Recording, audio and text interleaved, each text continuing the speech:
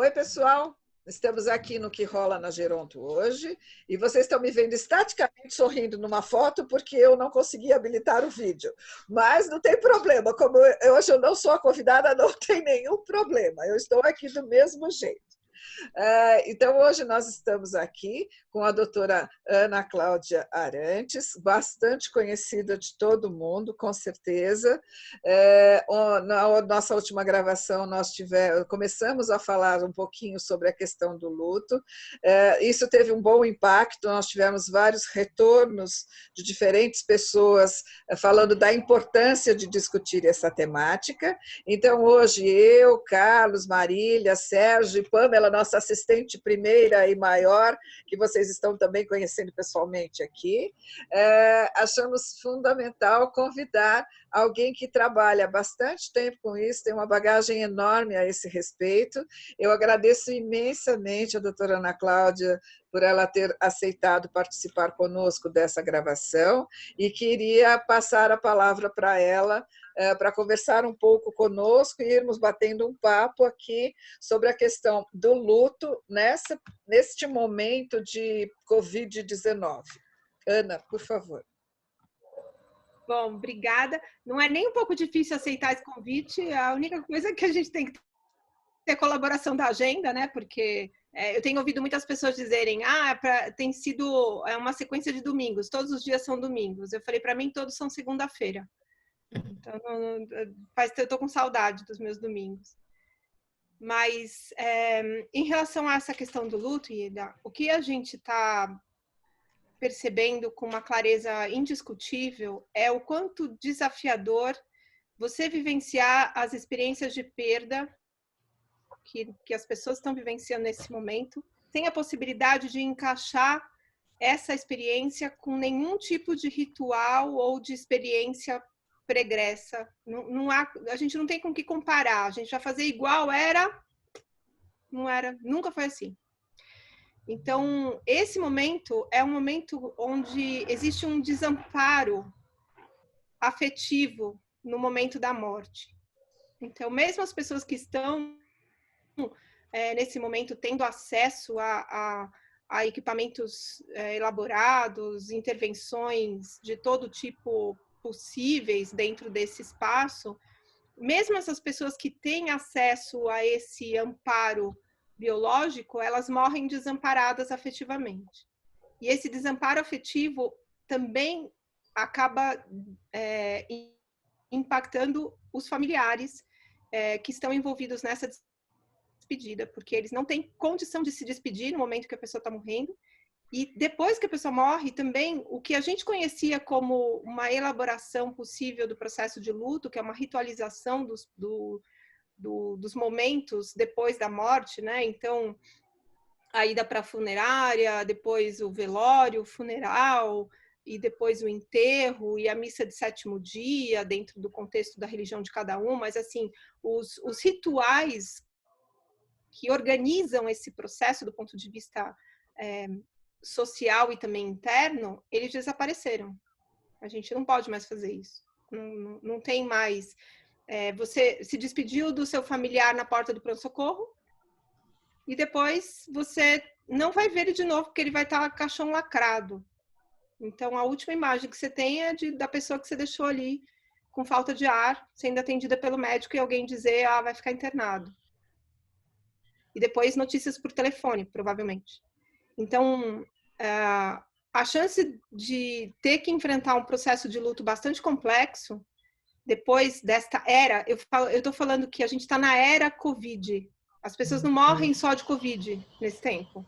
Elas morrem de câncer, elas morrem de acidente de carro, elas morrem de derrame, elas morrem de infarto, mas elas vão ser enterradas na era Covid. Então, elas vão vivenciar o mesmo processo desafiador de desamparo afetivo que os pacientes com Covid estão enfrentando.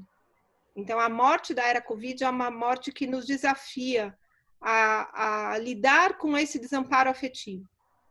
E aí, nós precisamos ter espaço livre de criar novos momentos de rituais, né? Então, os rituais agora que podem ser feitos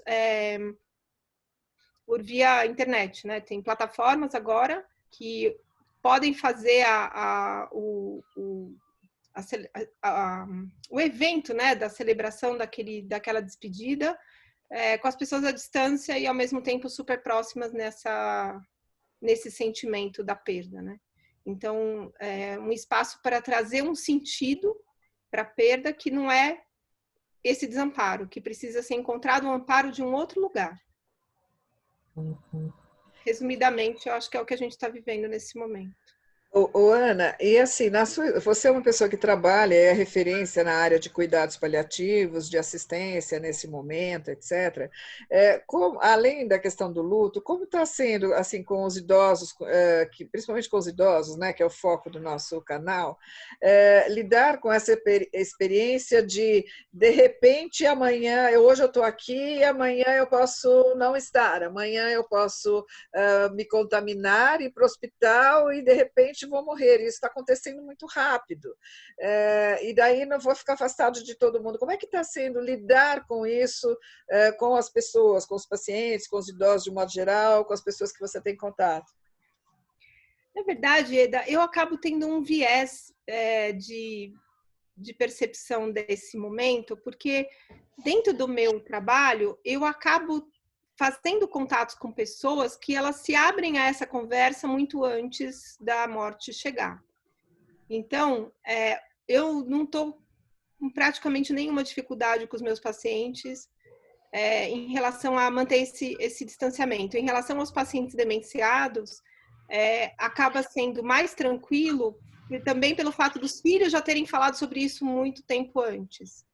Então, essa conversa que está tendo a chance de acontecer pela primeira vez na vida de milhões de pessoas, essa conversa eu já tive a oportunidade de ter outras vezes com os pacientes e com as famílias. Então, o desafio é grande? Sim, é muito grande, mas a compreensão também é proporcional ao desafio.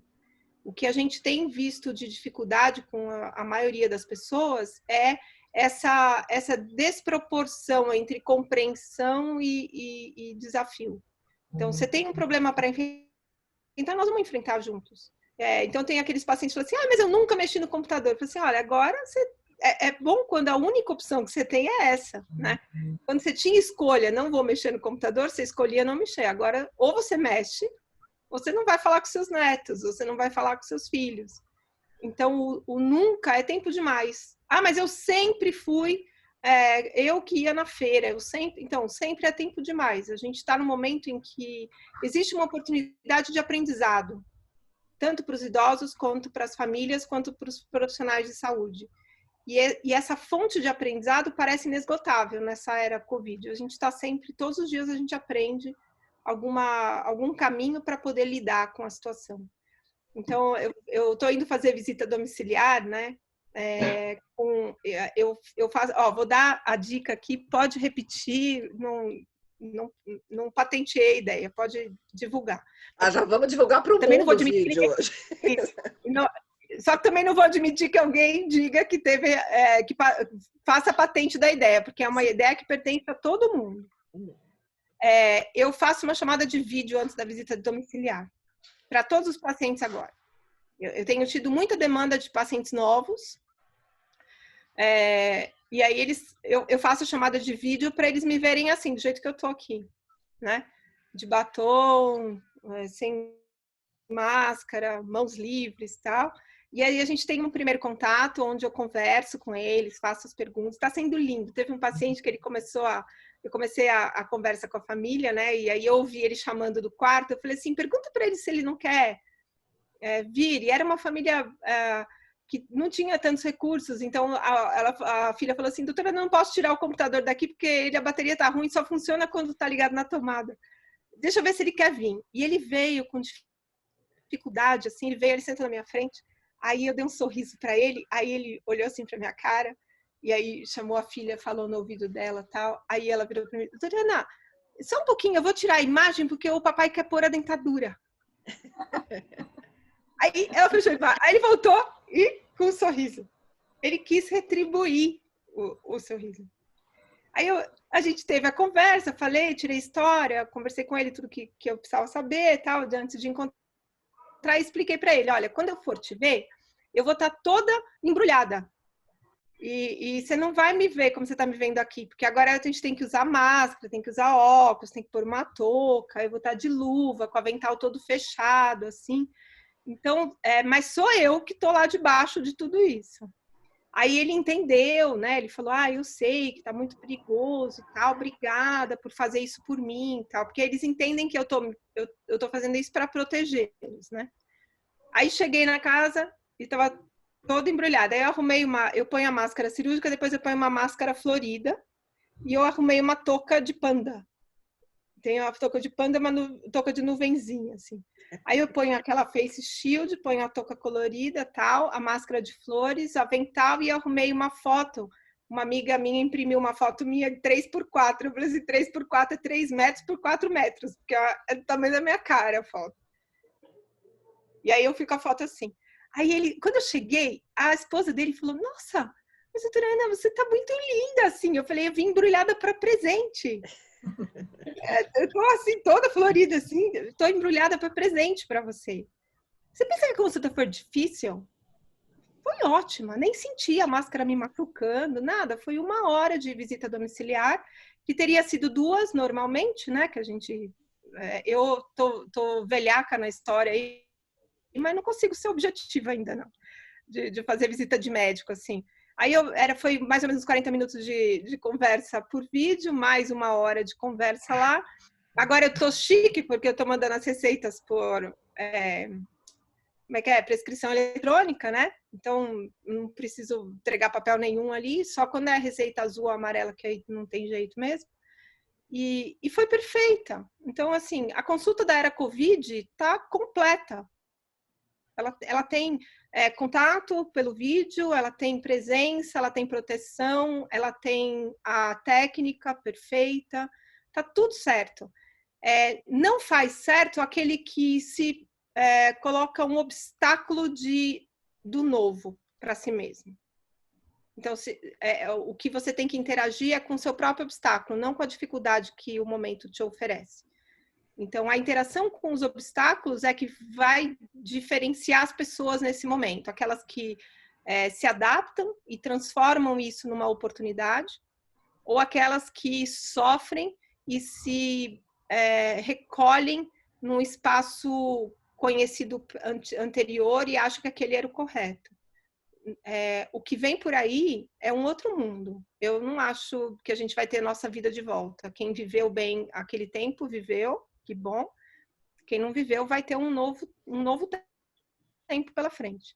Então, as dificuldades são reais, mas a nossa capacidade de transpor dificuldades ela é maior do que as dificuldades.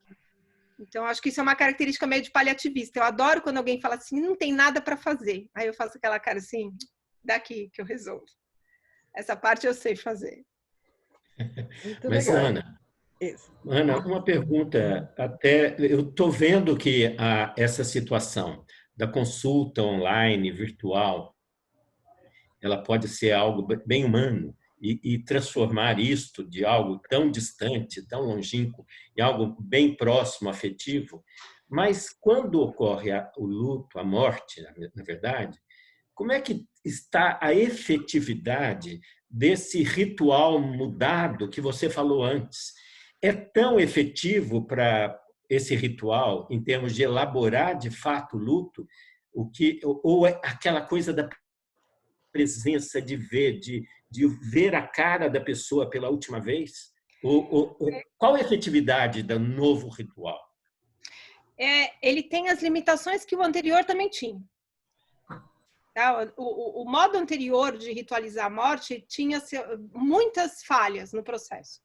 Tinha a questão de você passar a madrugada inteira lá, tinha a questão de você estar exausto de tempos anteriores de cuidado e depois chega na hora, você não consegue nem entender o que está acontecendo. Tinha o defeito da gente não registrar esse momento, porque não pega bem você filmar, não pega bem você fotografar. Eu lembro da morte do meu pai e da minha mãe, da minha irmã, minhas mortes íntimas, onde eles estavam lindos, lindos. E eu como é que eu vou fotografar, né? Tem que fotografar a imagem só. teve momentos maravilhosos dos funerais dessas pessoas que eu ouvi coisas lindas. Eu lembro que eu ouvi coisas lindas, mas eu não lembro o que eu ouvi, porque não foi gravado. Eu sei que foi lindo, me emocionou. Eu olho para as pessoas que me disseram, eu sei que elas me resgataram naquele dia, mas eu não lembro o que foi. E agora, eu estou participando de 2 iniciativas muito lindas. Estou apoiando, né? Não estou envolvida diretamente eu no operacional, mas estou apoiando muito, que é uma plataforma do Infinito, que é do Tom Almeida, que está muito próximo de mim nesse momento. E ele, dentro da plataforma Infinito, tem uma plataforma de rituais virtuais. E um dos primeiros testes que ele fez nessa plataforma foi com uma pessoa que perdeu o pai, e aí fez uma espécie de missa de sétimo dia, podemos dizer assim, com toda a família, todo mundo pela plataforma Zoom ou no Meeting, não lembro qual havia, mas era uma plataforma que cabia muita gente. E teve uma pessoa que falou, e aí todo o preparo o Tom fez, né? Que esse filho queria que falasse, aí convidou antes, elaborou o texto, que momento que entra uma música. E teve um pedaço que foi muito marcante da história que o Tom me contou, desse ritual, que o cara pediu para que cada um dos participantes daquele momento descrevessem o pai dele com uma palavra. E tinha lá, sei lá, 40, 50 pessoas online, e todas escreveram. E aí, para finalizar, ele leu cada uma das palavras. E aí, a hora que ele terminou, estava todo mundo super emocionado, né? E aí ele falou, esse era meu pai. Isso, Sérgio, está registrado. Isso está gravado. Isso é um memorial, isso é um legado, né? Que ele vai poder chegar pro filho dele, né? Que é o neto do pai, quando crescer, e falar assim, olha o que as pessoas pensavam do seu avô. Olha como foi o dia que a gente se despediu dele. Está registrado o texto, está registrado a imagem. Então, é um espaço onde você não tem o momento, mas você tem legado, você tem história, né? E a história que vai para além daquele momento da morte, que você não vai querer esquecer aquele espaço. Outras pessoas podem contribuir. Então, a outra plataforma chama Inumeráveis, que é uma plataforma que tem esse nome exatamente por causa disso, porque é inumerável a perda, né? Você pode contar quantos morrem, mas as perdas são inumeráveis. E aí é uma plataforma de memorial, onde você pode deixar mensagens para a família daquela pessoa que morreu, você pode falar dela, você pode realmente fazer uma lápide definitiva que todo mundo tem acesso. Você não precisa ir no cemitério para ver, entendeu? Ana, então, é um novo formato, mas é muito poderoso também, não tem menos valor. eu queria te perguntar, nessa construção desse memorial virtual, se é assim que a gente pode chamar, faz falta efetivamente você ver o corpo da pessoa? Aquele processo? Faz sim. É claro que a gente tem uma condição que favorece um pouco essa elaboração da perda pelo fato da pessoa ter adoecido, né? É diferente de você ter o luto pela falta do corpo quando, por exemplo, foi um acidente de avião. A pessoa falou tchau e foi passear e aí caiu o avião. Ou ela foi trabalhar e aí bateu o carro ou se bem que bateu o carro você vê o corpo, mas assim, lugares onde a questão lá de Brumadinho, as pessoas estavam trabalhando e de repente elas desapareceram. Então essa coisa que fica uma ruptura, né? De um estado saudável para a morte. E ainda nesse espaço do Covid, você tem um espaço de adoecimento. Você tem espaço da contaminação, dos primeiros sintomas, da falta de ar, a decisão de ir para o hospital, a decisão de internar, a ida para a UTI. Então, tem um caminho a ser percorrido que você consegue visualizar a piora daquela pessoa. E o não ver o corpo é algo que faz muita falta. Mas, como a pessoa já teve o contato com a história do adoecimento, isso pode dar algum sentido nessa perda.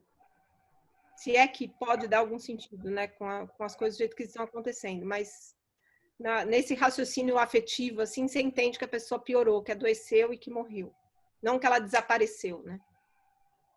E essa coisa de não ver um sentido de proteção para ela também, porque tem uma justificativa não se abrir o caixão, que é por conta daqueles que estão vivos, de uma certa forma se justifica pequenininho, que eu usaria essa palavra. Seria isso? Na verdade, não justifica, Marília, porque assim, se você perde seu filho, você perde sua mãe, uma pessoa que você ama muito, você está se lixando se você vai morrer também. Aliás, é o que você mais quer no primeiro dia é morrer, né? Você não vai justificar isso, falar assim, isso é para a sua proteção. Você fala assim, não, moço, proteção para mim era a minha mãe não ter morrido, entendeu? Não é eu não pegar Covid agora. Então, explica, mas não acomoda. Pode ser que explique mais para frente, a pessoa entenda e tal, mas naquele momento você falar isso para ela e nada, não ajuda. Você tem que colocar como regra e pronto. Ana, você falou agora há pouco dessa questão da gente não conseguir mais voltar para uma vida que a gente já teve, né? O mundo vai ser outro, né? Então, para aquelas pessoas que vão sobreviver a isso, né? E você não acha também que isso leva a um luto generalizado, né? Das pessoas, o clima como ele está hoje, né? Das pessoas viverem isso, né? O medo de não ter mais um mundo, não ter mais uma vida, ter que abandonar seus planos, né? Assim, planos que essa pessoa tinha para um futuro. Se a gente pensa em idosos, por exemplo, né? Planos, sei lá, de poder estar mais próximo dos netos, de participar de uma festa de neto, alguma coisa do tipo, e de repente ter que abandonar tudo isso. Isso também não leva a uma espécie de um luto coletivo? Sim, nós estamos nesse luto coletivo. É real. Você vai estar com seus netos, então que sorte, a sorte daqueles que estarão vivos para verem os netos pela internet. Vamos partir desse princípio. É melhor ver o neto pela internet do que não ver o neto. Porque essa é a alternativa, né? Então, você precisa estar vivo e seu neto também. Então, nessa condição, mas é horrível. Não, horrível é não ver nunca mais. Isso é horrível. Então, o luto que nós estamos vivendo é por o luto de um modo de viver seguro que não vai ser esse mais. Então, a gente precisa viver um luto daquela percepção de segurança que nós tínhamos. Perdemos. Não temos. A gente, como médico, a única coisa que a gente tem certeza a cada dia é que a gente não sabe nada. Então, a gente já está vivendo o luto daquele conhecimento que nos dava segurança. Uhum. Então, paciência, essa é a realidade agora. Eu falei, quem era que está com medão e está tendo chilique e tá... Paciência, é assim, eu estava falando isso hoje, é a vida sendo mãe. Sabe quando seu filho cresce e você fala assim, chega de chupeta agora? Chega, não vai mais chupar o dedo, não tem mais chupeta, acabou essa história, está com 10 anos de idade, não dá mais para chupar o dedo. É a vida sendo mãe. Vai pro seu quarto pensar o que você está fazendo. Tá todo mundo no quarto pensando o que está fazendo. Mas eu não estava preparado. Não tava. Então, mas teve chance de se preparar. Você não se preparou, foi uma escolha. Agora a vida não te está dando escolha. Agora a gente tem que lidar com isso. Uhum. Eu falei que assim, hoje a gente está com a PAN ao vivo, eu tô estaticamente, a PAN está aí ao vivo, a PAN está sempre ajudando a gente, e faz muito tempo que a PAN quer falar com você pessoalmente, Ana, então ela está tendo essa oportunidade aqui agora, e acho que mais que isso, acho que a PAN está representando a sociedade, a gente está aqui sempre falando, nós trocando ideias, essa coisa toda, a PAN nos ajudando, mas acho que eu queria que ela falasse enquanto sociedade mesmo, o que as pessoas gostariam de perguntar, de repente, na voz da PAN, elas vão poder fazer isso. Vai, PAN. Você está com o microfone? Abre o canal, abre o microfone. Agora. Que responsabilidade gigantesca, professora. A senhora é terrível.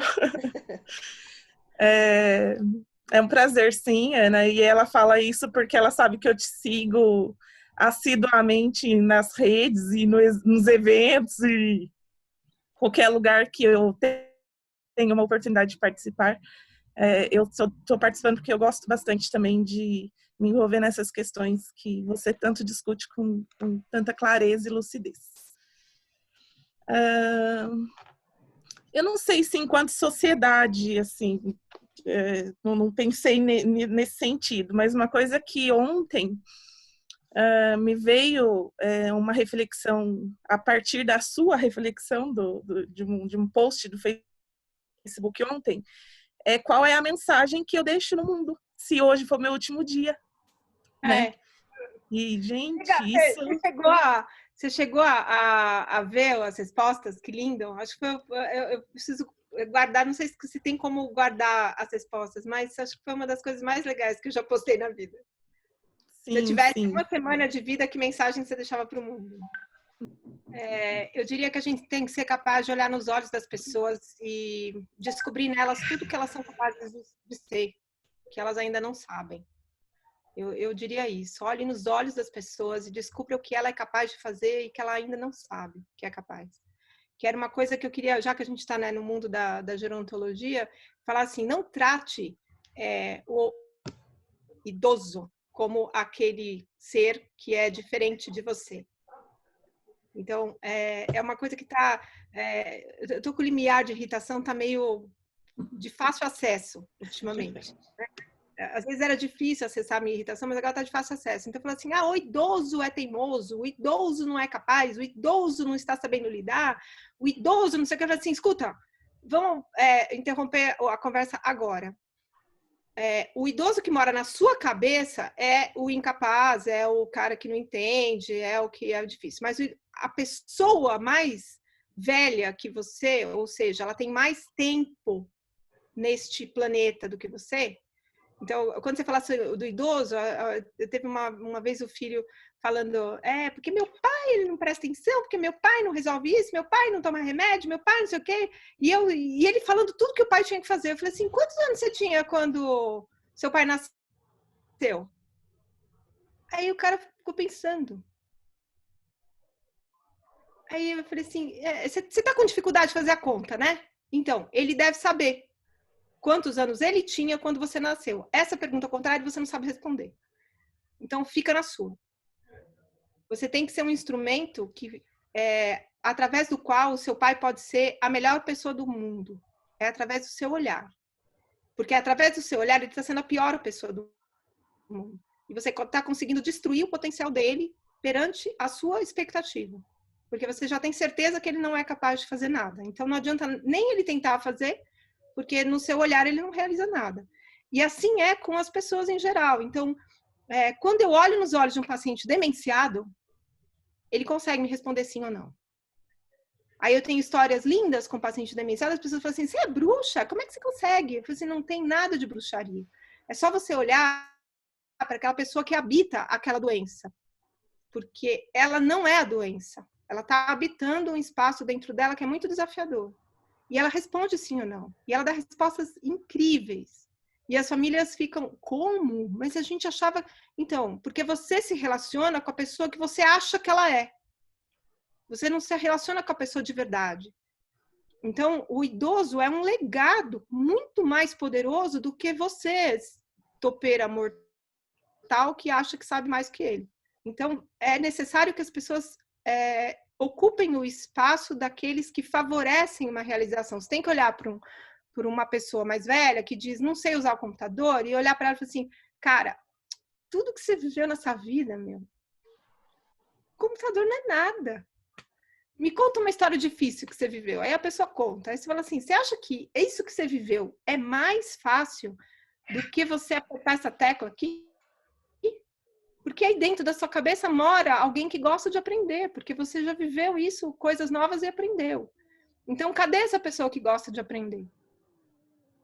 Então, essa coisa de falar o idoso é teimoso, tal, eu falei assim, o idoso... Teve uma entrevista que fizeram comigo, a pessoa falou assim, você acha que na idade mais avançada as pessoas ficam mais teimosas? Eu falei assim, antes disso, as pessoas ficam mais estúpidas. Tipo, essa pergunta que você está me fazendo, né? Antes de você ficar teimosa, você fica estúpida, porque é uma pergunta burra, né? A pessoa só quer dar conta da autoridade que ela tem sobre a própria vida. E você não pode mandar em ninguém. Você tem que fazer com que a tua linguagem alcance a compreensão do outro, que é como o Sérgio falou, é um caminho de usar a tecnologia como instrumento da nossa humanidade e não como veneno da nossa humanidade, como estava sendo usado, né? Então, a era Covid nos trouxe isso. A condição tecnológica, eu não estou aqui falando com uma luzinha verdinha aqui com a câmera. Estou falando com 6 pessoas aqui incríveis, que boa parte faz parte da minha história, que me viu brava. O Sérgio me viu brava incontáveis vezes lá na residência da geriatria, quando aconteceu uma coisa que eu ficava indignada. Eu falei, como que as pessoas não olham para esse ser humano que precisa de ajuda e a gente sabe como ajudar? Como é que você tem coragem de dizer, não vou ajudar? Então, essa consciência de que você tem que olhar nos olhos das pessoas e encontrar nelas a melhor versão delas, que talvez nem elas mesmas conheçam. Acho que era isso que... essa frase eu queria deixar de legado. Assim. E agora a gente está caminhando para o final, acho que cada um de nós pode fazer a sua última colocação, a sua última pergunta. Marília, fala, querida. Ela falou sobre família, falou sobre o idoso, e agora eu queria trazer um outro personagem nessa conversa. Outro dia eu vi uma reportagem de uma profissional de saúde, assim, no fim do limite dela, e a gente está falando deste luto, ela, entre tantas coisas que ela falou, de todas as dificuldades, ela expressou assim, não aguento mais entrar na UTI ou no meu ambiente de trabalho e ver pessoas mortas. Eu queria que você comentasse como a era Covid impacta nesses profissionais que vão desde o médico, a faxineira que vai limpar, a atendente, auxiliar, a enfermeira, todos os assistentes sociais, enfim, como que rebate a era Covid nos profissionais que lutam com essas dificuldades? As coisas estão muito impossíveis. Eu acho que a palavra certa é impossível. Está impossível. Está impossível num ponto que não existe nem espaço para descanso. Porque o tempo que você tem de descanso, você sofre pelo que você viveu. Todas as possibilidades de auxílio que possam ser oferecidas, elas não vão ter espaço. Porque outro dia eu participei de uma conversa, né, que tinha esse propósito de ser um caminho de apoio, e esse caminho de apoio começou do jeito que era antes. Que é um caminho que vai pelas bordas, assim. O caminho do suporte emocional, ele vai pelas bordas. E aí a gente não tem mais borda, a gente transbordou de sofrimento. Não tem mais margem para você se aproximar. Nós estamos em alto mar de sofrimento. Então você precisa ter uma intervenção objetiva e que realmente traga para esse profissional de saúde uma forma de sobreviver. Porque nós não estamos vivendo no nosso trabalho agora.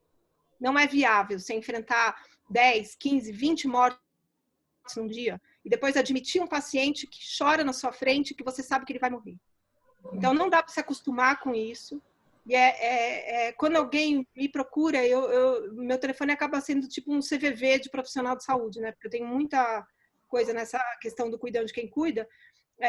Outro dia uma moça falou para mim, Ana, eu estou há 43 horas acordada, não consigo nem ler o que você escreveu para mim.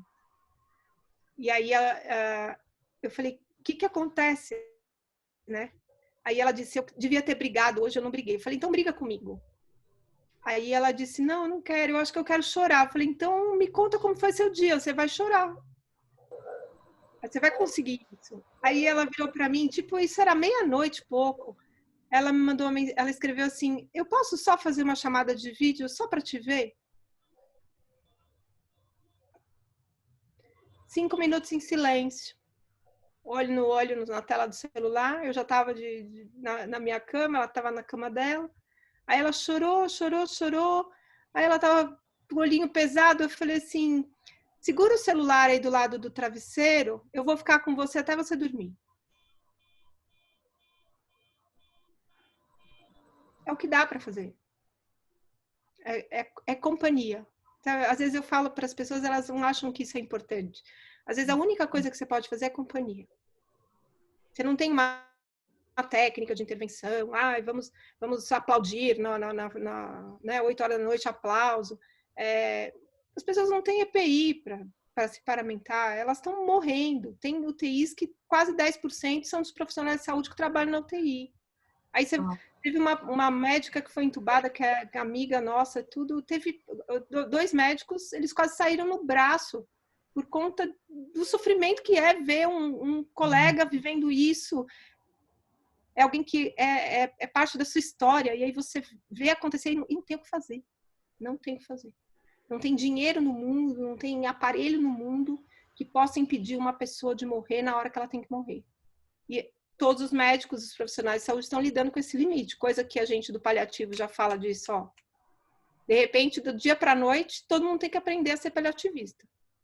E não dá para acontecer isso. Então, esse desafio de você amparar esses profissionais de saúde num futuro próximo para ter uma reabilitação afetiva, emocional e profissional diante de tudo que eles estão vivendo nesse momento. É muito amor que a gente precisa ter para passar por isso. Carlos? Ana, a gente tem como padrão de luto, que é muito aceito, atualmente aquelas 5 fases, né? De raiva, negação, barganha, enfim.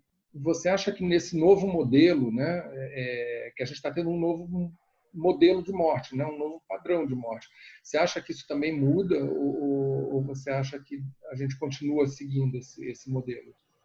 Eu acho que quando a Elizabeth Kübler-Ross propôs essa análise, ela não estava exatamente propondo um modelo, mas era uma observação de um comportamento que é fluido no processo. E ele é fluido e ele é espiral. Ele não é um caminho em linha reta. Mesmo oscilando, ele não vai para um ponto para o outro. Ele é um caminho em espiral.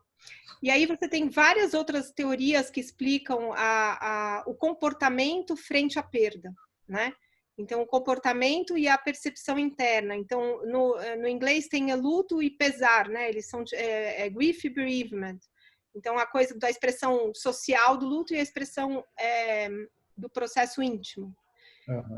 Existe assim, provavelmente nós vamos manter esse comportamento muito semelhante, só que a gente vai expressar de uma forma diferente.